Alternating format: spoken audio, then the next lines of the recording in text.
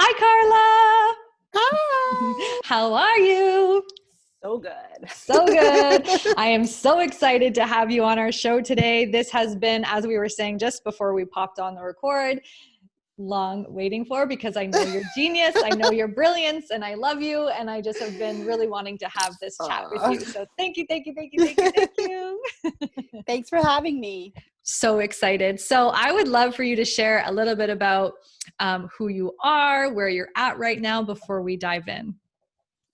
Okay, well, I am a mama of a 3-year-old. Oh yeah. Well, I'm gonna go three-nager because she's acting like a teenager. But yeah, I'm a mama of a 3-year-old, and I have my business. I'm running my business while balancing motherhood and being a wife. Mm-hmm. I also am constantly on a journey of self-development and getting to know myself more and really diving deep into my own motherhood experience so that I could share with all you mamas out there. Yes, yes. Thank you, thank you, thank you. All right. So I would love for you to share with our listeners and our mamas, what does redefining motherhood mean for you? Oh, so many things. I Right. mean, just changing and shifting and evolving this expectation of what motherhood used to be. Yes. Right. Yes. In transition of where we are now in 2020. Yes. Right. Yes. And I think a lot of old beliefs have carried forward and are not serving our generation anymore.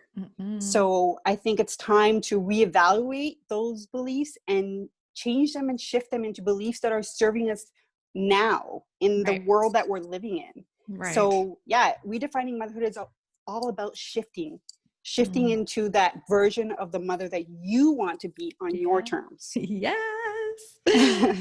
Momming on our terms. Okay, because that just feels so expansive and it feels so ideal and it feels like yes, yes, yes, yes, yes. But how the fuck do we figure that out? You know that little voice in your head that you get when someone's telling you how to do or be a mother to someone? You get that little voice or that little gut that tells you, no, that's not how I want to do it. I want to do it my way. It's about tapping into that voice and listening to that voice and then following through with what your needs are versus someone else's needs or expectations on you are. So learning to tap into that's the magic. Okay. So I hear you. And I think that the ultimate question is, if I don't know what my needs are, how would I even know what I'm listening to? Because you said listen and follow through to what your needs are. And I think the ultimate question is, and we would know this because of our experiences.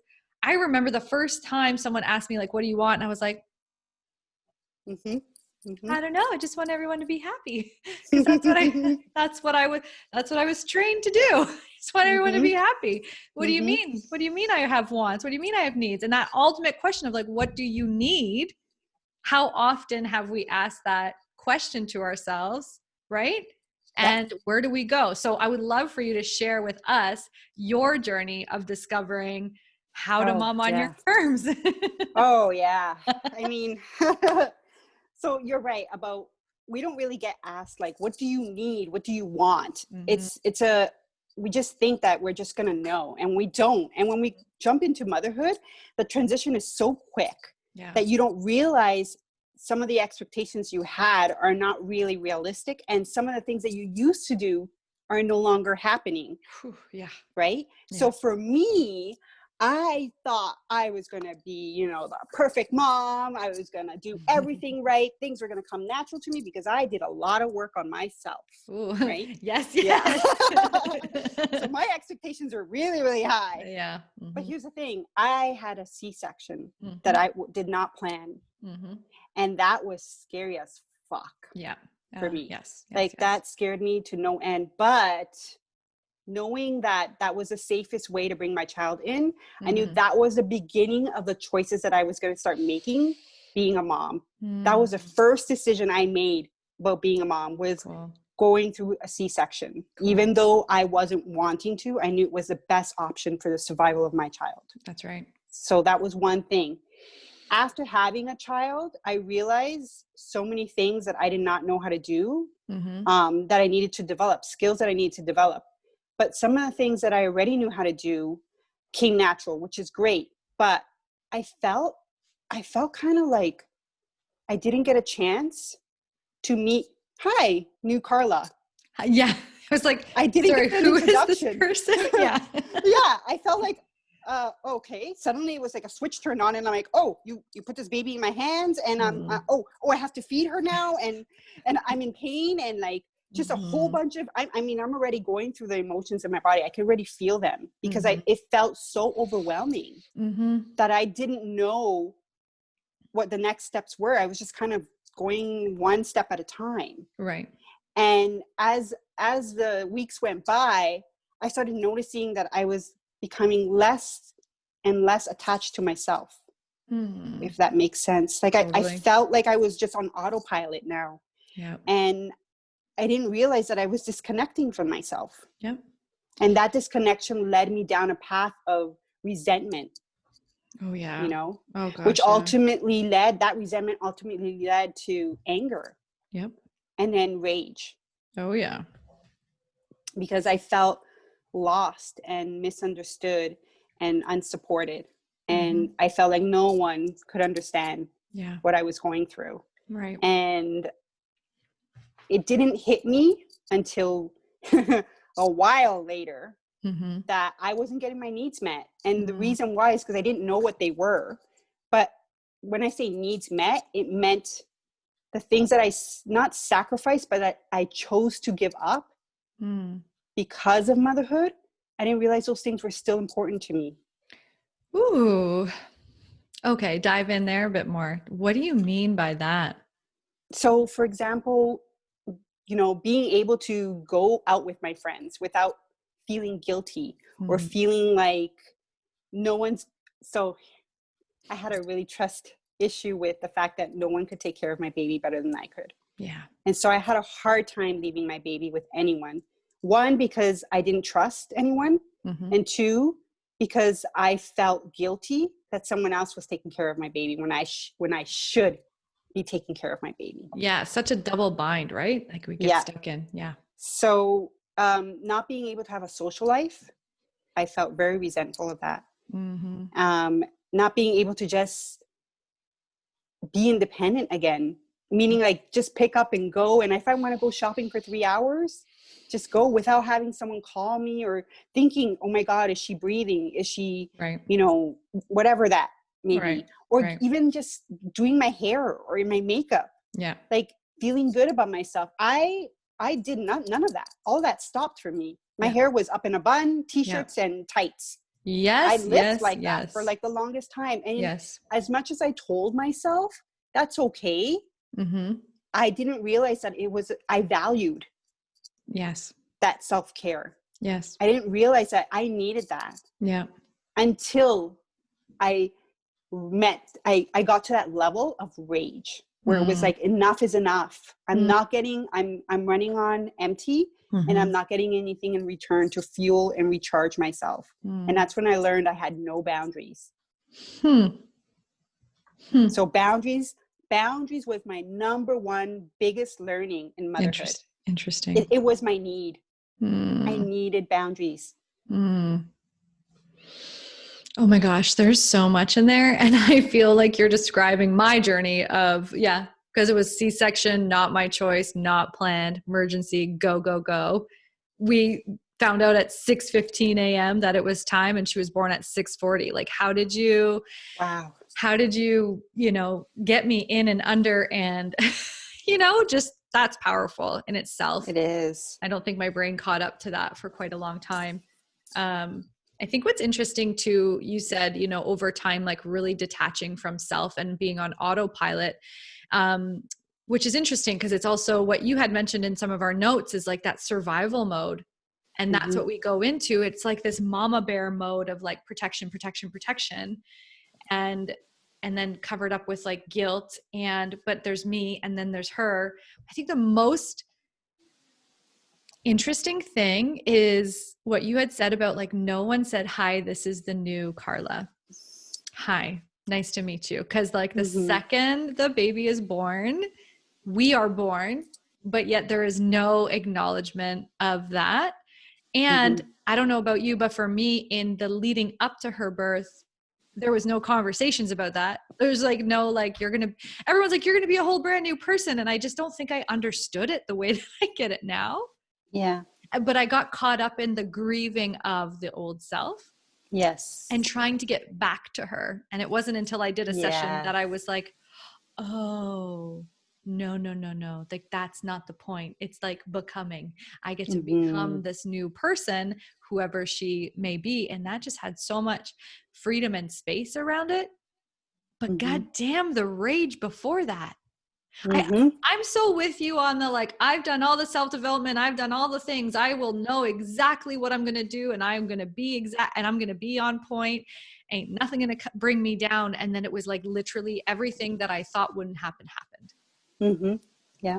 And admitting that was probably one of the biggest things ever. Yeah. Right? Like, it was kind of like, nobody's safe and nobody understands this and nobody's going to get it. If I share this, they're going to be like, oh, you're a good mom. Don't worry. Yeah. Like, I know that I'm a good mom, but like, who am I then? Who am I now? What's happening? What's happening to me? Yeah. On a physical, mental, emotional, spiritual level. Right. Yeah. And you've never been through it. Never. So so you mentioned that like disconnection meant resentment, which led to anger, which led to rage. Oh yeah. And so then, like, who got the rage? Was it you? Was it your partner? Was it your family? Everyone.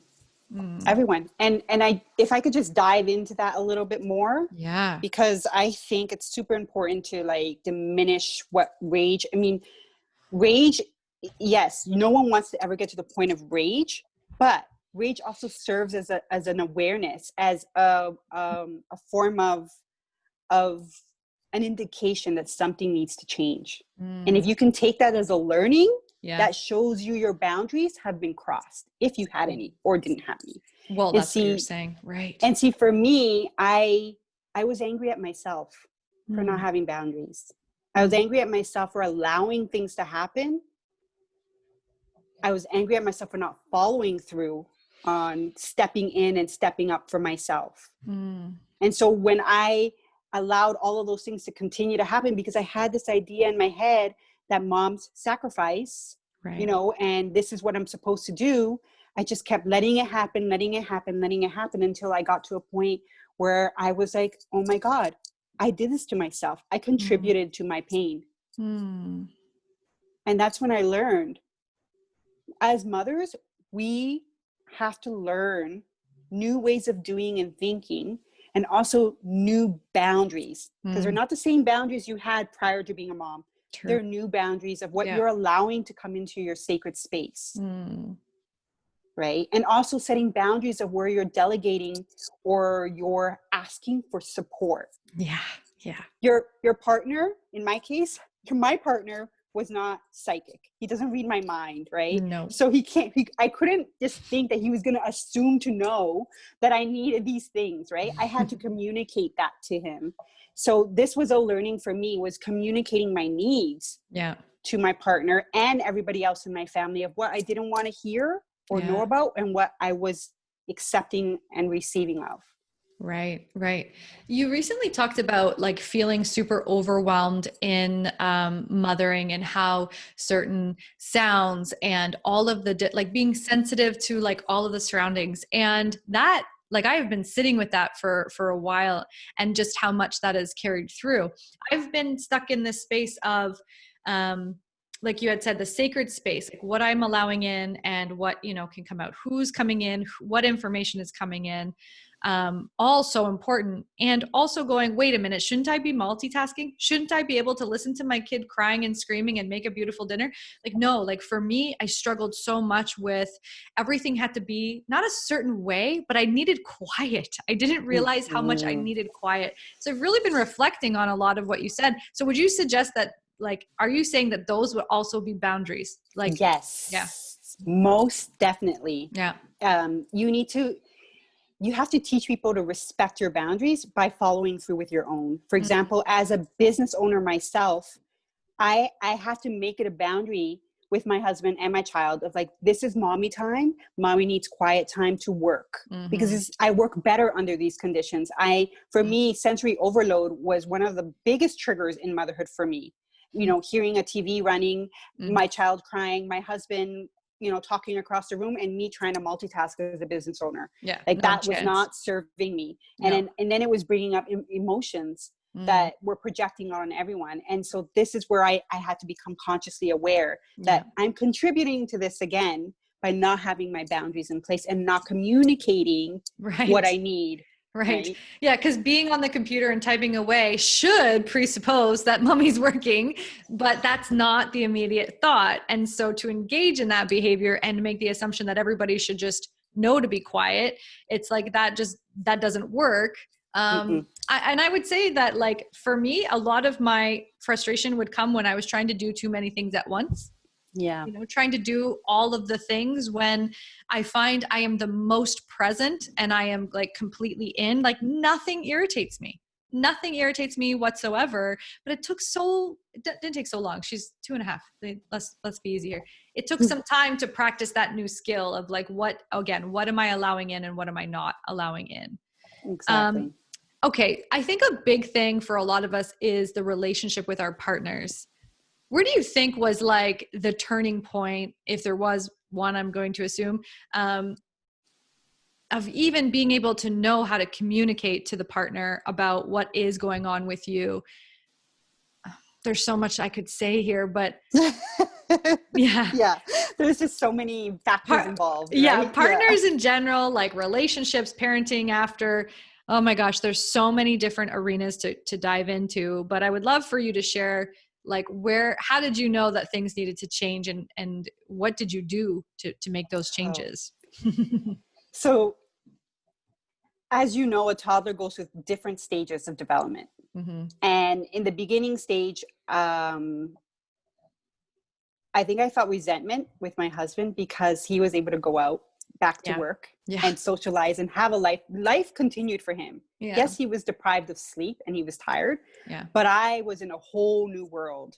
So I think my communication with him changed there because I was harboring envy and resentment of the life that he was continuing to have while I went through this whole like 360 on my own. And that created a lot of tension between us in terms of what he was doing to support the baby and what I was doing to support the baby. And it wasn't until our communication became so disconnected, where we weren't hearing each other anymore. We were just reacting. That's when I realized, okay, like obviously our relationship is good, but this situation has brought out a side in us that we didn't know existed. Totally. Right. And we were both in survival mode because as much as he was going out and having his social life, he was still a new dad as well. He was still experiencing, now I have to care for my wife and my daughter, a thing that I never did before. Right. So those getting to that point of where we were exploding, that's when we hurt each other. That's where the rage came out.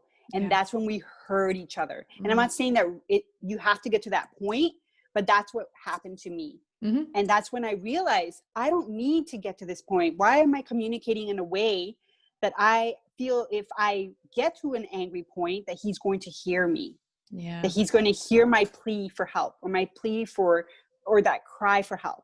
Right. And that's when I knew something has to change. We need to change the way we're communicating to each other and start noticing like where we're not communicating that's leading to this, assumption that what the other person knows what the other person is thinking or wanting. Absolutely. Ooh. The assumptions and expectations, I think, are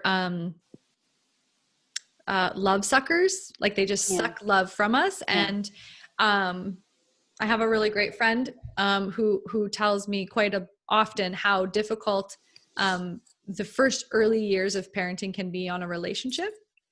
And it's helpful to go back to that, because it's like, the more that, like, you're not seeing people talk on Instagram about how, shifted their relationship has been. And so it's like, when you think that you're the only one going through it, it's a me problem. Like, there's something, at least this was my belief. There's something I'm doing wrong. I haven't figured this out. I had my own beliefs around what it meant to be in a relationship. And I think that we don't have space to talk about where this resentment and rage gets projected out to. Mostly it's the partner. Mm-hmm. And it's interesting, because if I didn't have the community that I have, it would be interesting to see how long that grudge could have happened for, because it's like, if I surrender, then does it mean I lose? And if I continue to do this, I'm right, but actually I'm still losing. And it's like, we go back to the belief that, like, you can be happy, healthy, and wealthy, or you can be right. And I'll tell you, like, those early days, I was right. I was absolutely right. And nobody gonna right. Yeah, I have earned the right. Yes. And so it's like navigating all those emotions, navigating the fact that I am right, and like my emotions are worthy, and playing that out with our partners. I mean, I feel like that's also part of the initiation into parenthood. But nobody talks about it. Nobody talks about the fact, like, and if we are talking about it, we're talking about it in a container that's like very non-conducive, it doesn't produce a positive result. Like, there's no resolution in that conversation. Yeah. So what do we do? What do we do? Well, first of all, breathe. Yeah, I know, right? Just, you know what? It's just really, I think when we're at that point where we're so worked up, we're so emotional, and like, we know that when emotions are high, intelligence is low. Yeah. So everyone knows that you can say things out of anger that you may not mean, right? Or that maybe you express it in a way that you didn't want to express it, but you're trying to get a message across. Yeah. So I think it's really about really thinking, evaluating before you have a conversation with your partner about what is it that you want to get across. Like, what's the intention of this conversation, first of all, because all the other noise around it is only going to, mix it up. Yeah. And then it becomes like, who's right? And like, I'm offended, and, you're pointing fingers and blame and shame and judging and all that. Mm-hmm. So I think it's basically, it's how you're framing it and how you're expressing your emotions to your partner in a way that you're saying, hey, I appreciate everything that you're going through, because I'm going through it too. But this is something that's been sitting with me for a while. And I would really love if you could just give me a moment to like, just hear me out. And and just letting them know this is not about any blaming or pointing fingers. This is how I feel. Yeah. Right. And then asking that person, how do you feel? Yeah. Tell me what you're feeling so that we can figure something out. Yeah. Yeah. It reminds me of just how different, we have been. If I were to talk about male and female, and this is a little bit of a generalization for sure, right? Mm-hmm. But just this expectation of how men process and how women process. And if, again, not to put anyone in boxes, just what I see a lot in the relationships, and then specifically in mine, it's like men go into like fix it mode, and I will fix anything because I am here to support you. I love you. I want to make it all better. And women are like, yeah, but can't you just see, I want you to say it sucks. Mm-hmm. Like, can't you just see that? Just tell me that it sucks. Just be like, Nicole, it sucks. So I remember like early on, he would come home from work and I would grab him, because this is after a lot of the repair. And I'd be like, I'm going to tell you something right now. And this is going to be your response. And it sounds ridiculous that I would have to say this. And I had to let go of a lot of things before, right? To even get to this place. Cause like, he should know. And I would get to him and I'd be like, this is going to be your response. It's going to be, this sucks. And I'd be like, today was so hard and blah, blah, blah, blah. And this all happened and da, da, da. And then he'd be like, that sucks. And I'm like, even though I know, and I told you to say that, it feels so good. And when I want you to fix it, I'll come to you and I'll ask you to fix it. But right now, just hear me. And I feel like that is that constant conversation. One of us is fighting to be seen, and the other one is fighting to be like accepted for the fact that they can fix it, or that they are enough and they have everything that we need. It's just like, feels very like generational, feels very generational. It comes from so far along, but I don't know. Would you agree? I feel like that's something that I've experienced, and I know a few others. So I definitely agree. But you know what? And I totally appreciate where you're coming from, because I experienced the exact same thing as you. The thing that we don't understand as human beings is that we're all wired for connection. Yep. At the end of the day, no matter what you're arguing about, everyone's intention is to feel connected. Yep. Totally. And if we can make that the priority, yeah, then the information, the message gets across clearly. It gets received. Yeah, it gets received. Exactly. Oh my goodness. So, oh my gosh, I have so many other questions. Okay, so we talked about boundaries and how important they are just to really create that safe space for ourselves and letting go of that, letting go of those expectations. Mm-hmm. When you talk about navigating motherhood on our terms, that that's something that you are super passionate about. Mm-hmm. If there's a mom that's listening right now and she's in the thick of it, as we have all been and will probably be, what would you want her to know today? That change is possible. Change is possible. And that it's not, and the stories we tell ourselves, the mantra, the belief that we're telling ourselves, that plays a huge role in our experience, in the outcome and the results of our experience. So if you're telling yourself that it's going to be a bad day, it's going to be a bad day. Yeah. So if there's anything that if there's any tip that I can give any mamas out there, change the wording that you're choosing to have a good day, because that will program you to always look for the good in the situation versus the bad in the situation. Right. And when you can program yourself and do that on a daily, the results will change, the results will shift. Yes. So thank you. If our listeners would like to reach out and follow you or connect with you or ask any questions, where can they find you these days? Well, you can find me on my Facebook page, Mama on Purpose. Nice. It's a community group for mamas of every stage. And when I say every stage, it's new mamas, because you're a new mama to a newborn, a toddler, a tween, an adult, and you're a new mom to a new mom. So this is for new mamas.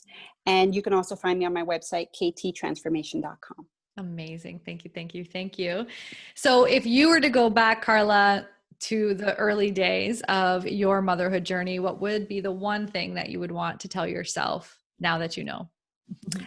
First, I would give her a really tight hug.